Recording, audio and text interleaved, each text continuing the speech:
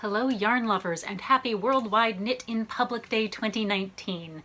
I'm Mary Annarella and this is the Lyrical Knitting Podcast.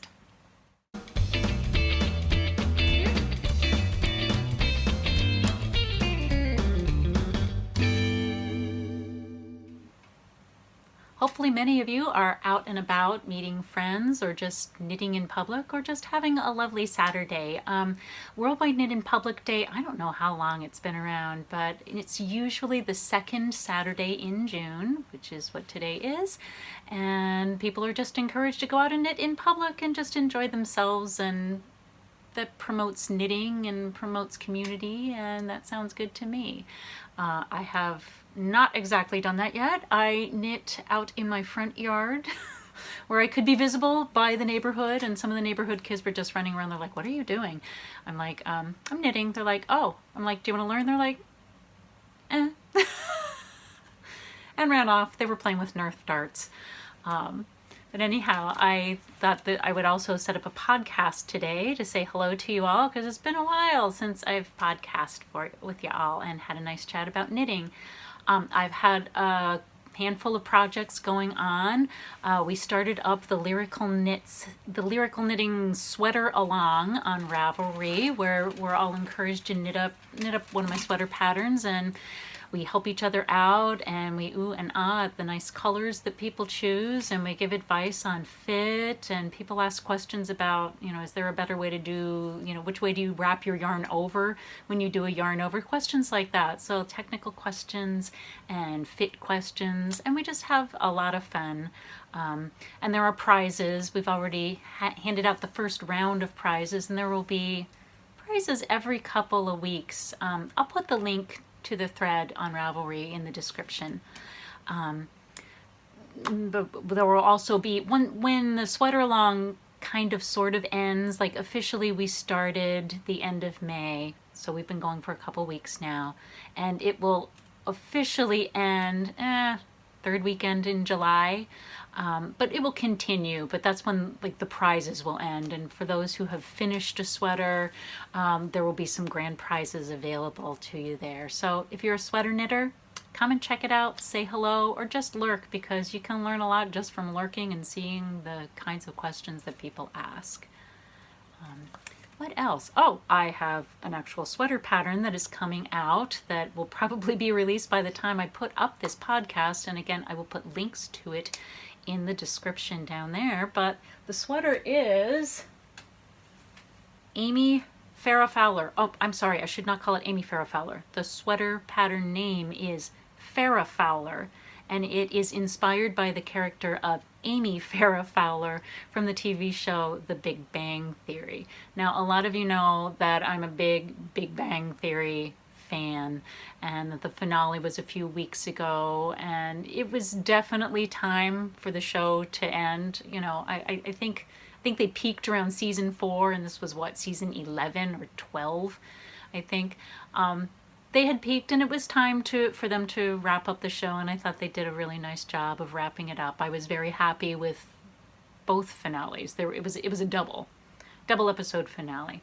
But Amy, the character of Amy, was this geeky, somewhat awkward nerdy neurobiologist who eventually marries Sheldon, who is the main character, who is probably the quirkiest physicist that you have ever met.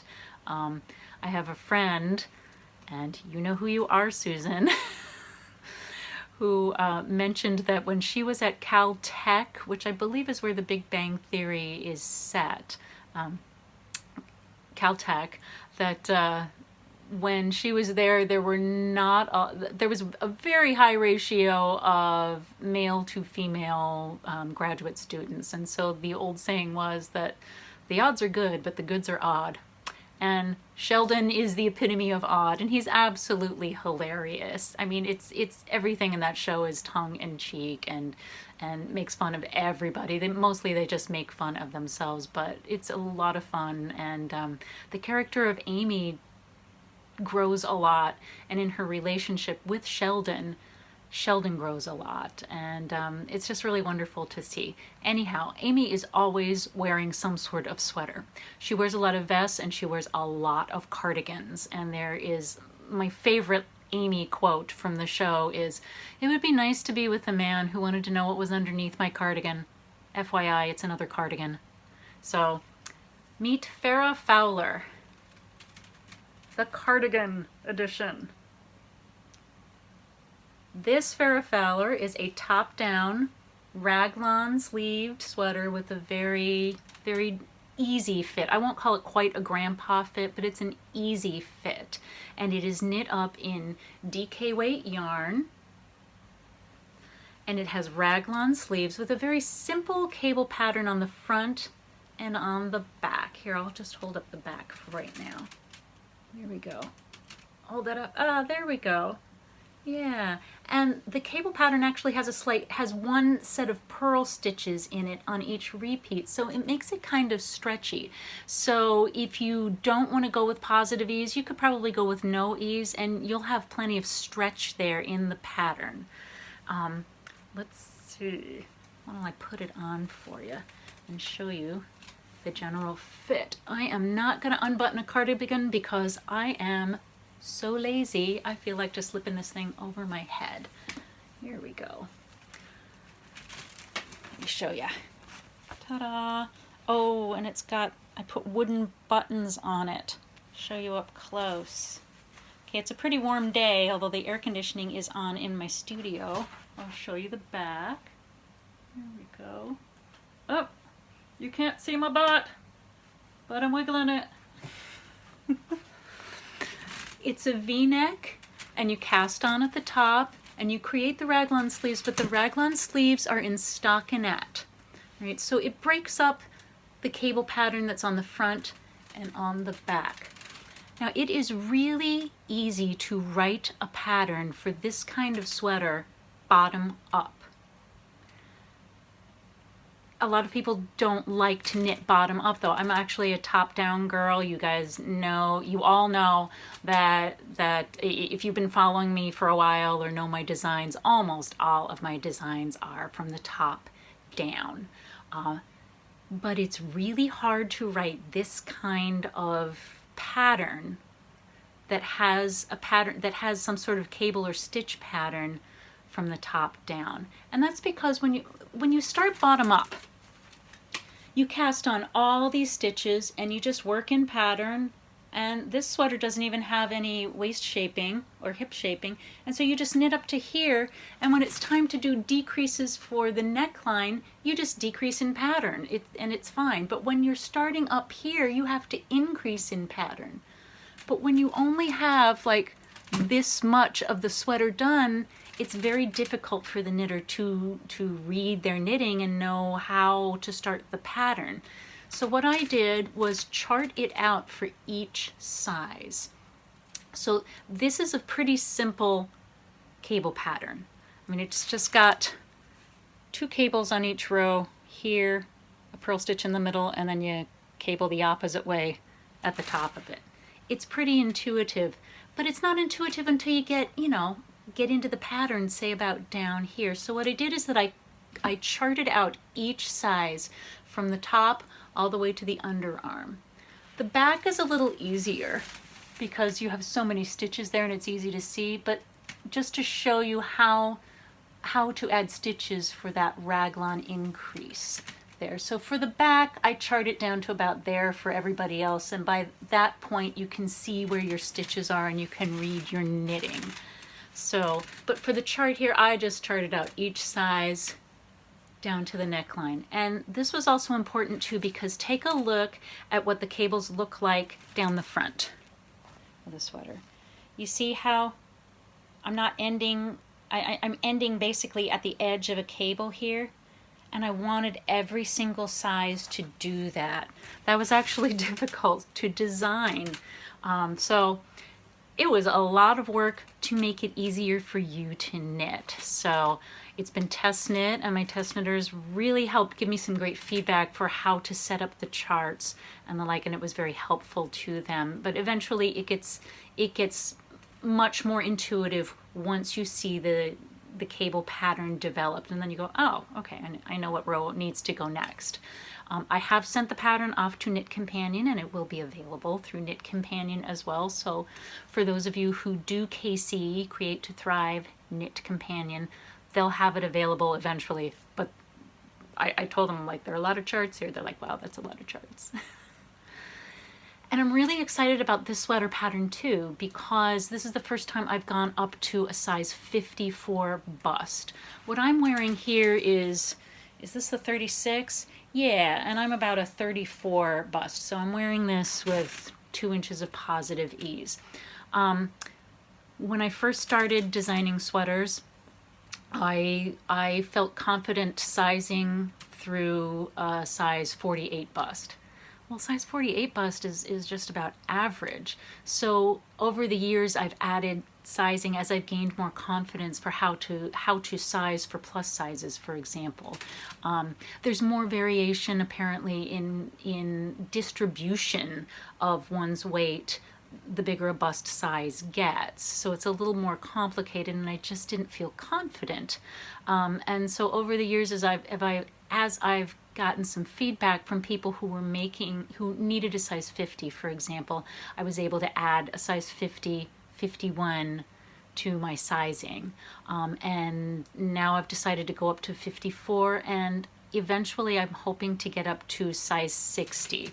And I would really love to be able to get some feedback from people who are plus size, who need like a size 58 or a 60 bust measurement for their sweaters, just to figure out, like, how is it fitting you in the sleeves? Is it comfortable? Is it too tight, too small? I work from size standards.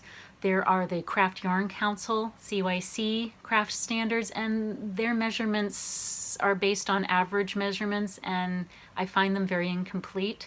So I work with a set of standard measurements from a company called ASTM, and I'm still finding their plus sizes to be somewhat incomplete. Like, just because someone's bust size gets bigger doesn't mean that their shoulder width gets larger at the same rate.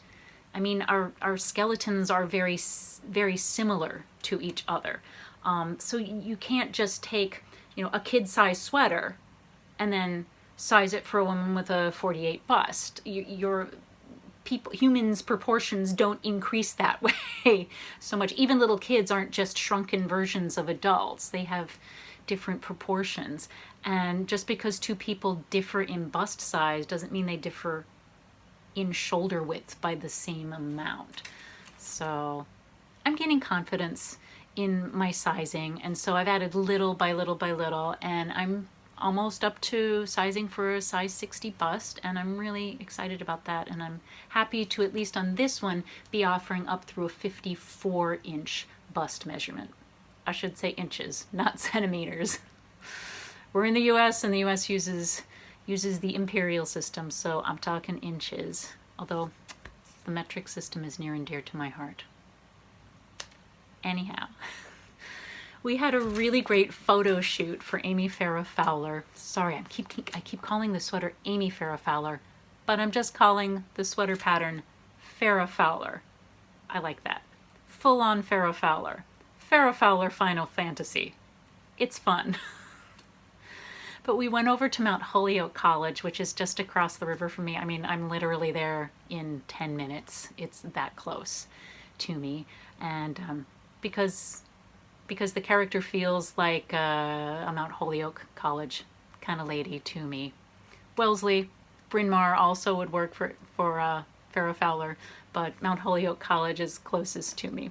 So I got all decked out in my best Amy, and I put on glasses and everything, and then I was like, oh, these glasses have, these are actually very, very, very light reading glasses, and they seem very Farrah Fowler-ish, but the lenses give you a glare on your pictures. So I thought, okay, I can't use those.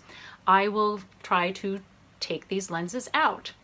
And you can kind of see, I really did a number scratching these up, trying to pop these lenses out. It did not work. I should say these are very cheap glasses. I think these cost me $4. So I was not messing with an expensive pair of prescription glasses. So I thought, oh, forget it. I bet Amazon has lenses, has frames that will work that don't have lenses. And yes, they do. And they looked pretty much just like this. And so we did the photo shoot with these Amy Farrah Fowler glasses on, and I thought they were really fun and everything. And then we got into the car to come home, just outside of, Skinner Hall on the Mount Holyoke campus. And we heard this crunch as we backed out of the driveway, as we backed out of our parking lot. And we looked out, and I saw the glasses, the lensless glasses out there, and this is what they looked like. We had run over the glasses. Oh my, we have some lint on here. So I will not be wearing these for any other photo shoot anymore because they just don't work. But I don't think we could have messed these up worse if we had tried. I mean, look, they're all totally skewed here. So it was sad. It was sad to lose these lensless glasses, my Farrah Fowler lenses. But I also had a necklace on that must have fallen off at the same time because I was wearing a necklace in some of the photos, and I must have dropped it when I dropped the glasses, but I just didn't notice and didn't see until I got back home and thought, well, all right, I don't think I want to drive all the way back over to Mount Holyoke's parking lot to paw through it to see if a $12 cheapy necklace were out there, because it really was an inexpensive necklace. But I was sad. I was very sad to lose that. Anyhow, Farrah Fowler has been released on Ravelry by this time, and I'll make sure that I pop the link to it in the description, so check it out, because it's just, we have some really pretty FOs that testers are coming up with. They're using all different colors. Again, it's DK weight, or you can use a light worsted. What I used was Miss Bab's Yowza, which is a light worsted DK. It's a DK yarn on my needles. It takes 3 skeins. This size is the 36, and I dipped into my 3rd skein. These are humongous skeins of yarn, humongous, and this is what's left. Oh, and I'm really liking how you can see that this is a sort of a purplish kind of brown. It's kind of hard to tell in the lighting here, but it's rather purple to it. And I thought, oh my gosh, this is my kind of brown. So I bought the yarn. This actually wasn't particularly yarn support, meaning I paid for the yarn myself. I bought 3 big skeins of Yowza. This is Yowza in a different color right here.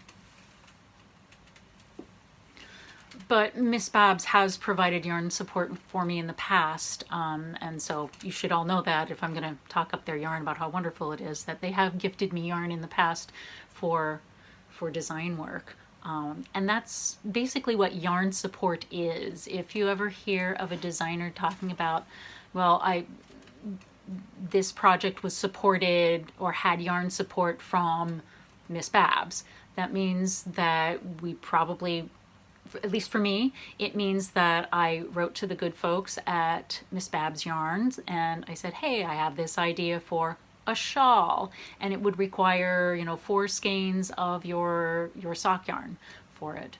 And they would take a look at my little proposal that I had written up and say, sure, sounds good, send us your address.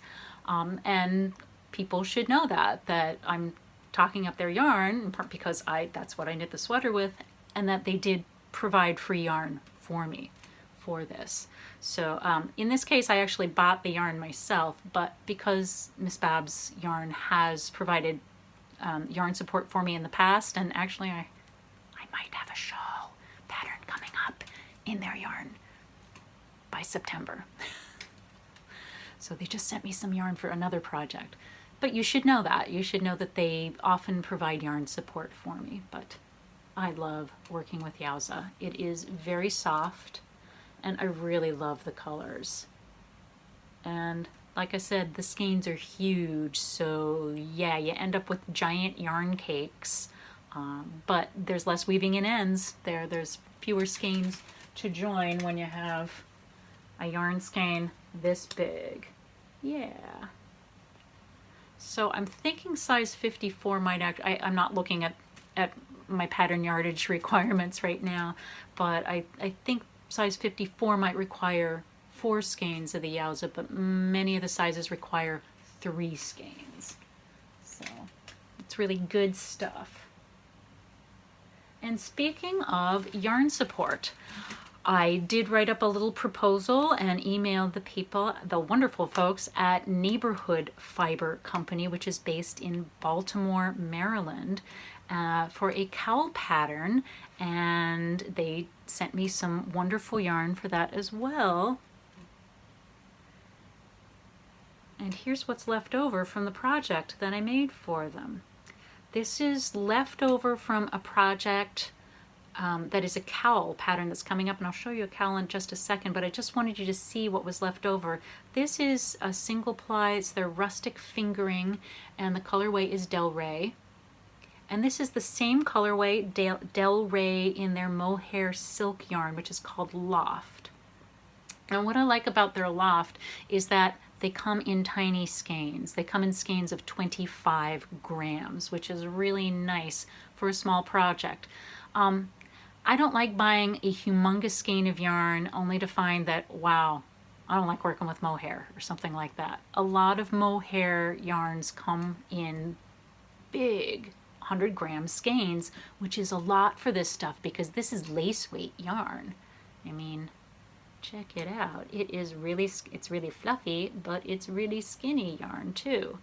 And you know, then you have like this whole huge 100-gram skein of this stuff, and then you find out, I don't care for working with it, or it makes me itch. Some people are allergic to mohair. So I wanted to design a project that was just something small, like a cowl, that uses just a little bit of the mohair silk and a little bit of fingering weight yarn. And I did them in the same colorway, but you could do something else. But I thought I would show you what I came up with. It is a cowl, and it's bright, people. Here we go. And it's tall. But do you see how it has sections where you just work, like down here, I can't reach this with my finger, where you just work your stitches with only the mohair silk, or up here in this lace section here, it's this mohair held double with the fingering weight yarn, and that we alternate between fingering weight and the mohair right in sections like this where there's some garter stitch. All right, this cowl doesn't have a name yet, but because it is Neighborhood Fiber Company and I like their yarns and I've enjoyed working with them, I thought this is such a bright, sunshiny neighborhood color. And I was thinking, what if I called this Beautiful Day in the Neighborhood? Because this thing is like knitting with sunshine. Here we go. And so, here, I'll actually pop this on. And so you wear it, you know, like you would a lot of cowls. Let me stand up like this. I hope this isn't blowing your screens away. It is just so bright and so sunny. And I like it. I like the mix of stitches and the mix of different weights of yarn because it makes the cowl a lot lighter than one that is just, you know, all out of DK weight or worsted weight or even just out of fingering weight. This is very light. So I think this is going to be really nice for fall, early fall, and also spring when you just, you know, need a little extra something around your neck to keep you warm. So it works out pretty nicely, kind of like this. And you might notice that it's knit on the bias. It is. For those of you who have knit up my Till the Cowls Come Home this is a very similar construction to that. And I have not finished writing up the pattern just yet, so it's not ready yet. Here we go. Peekaboo. But once it is published, I will put links to it down below in the description. Yeah. So that's my other project that I have coming. And a bunch of you have some questions about a shawl that I'm working on. It's kind of a secret for right now, but I'm so excited about it that I just cast it off today. I was knitting it while I was on a trip to visit my son last week. Got a lot done on the plane because it was a long flight out there. But I cast it off today and I thought I would show you what is left of my skeins. Here we go. So this is the fingering from, this is a single ply fingering weight from La Bien-Aimée.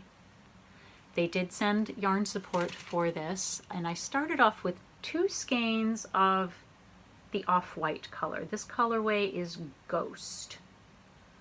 All right, so this is all that's left of the second skein.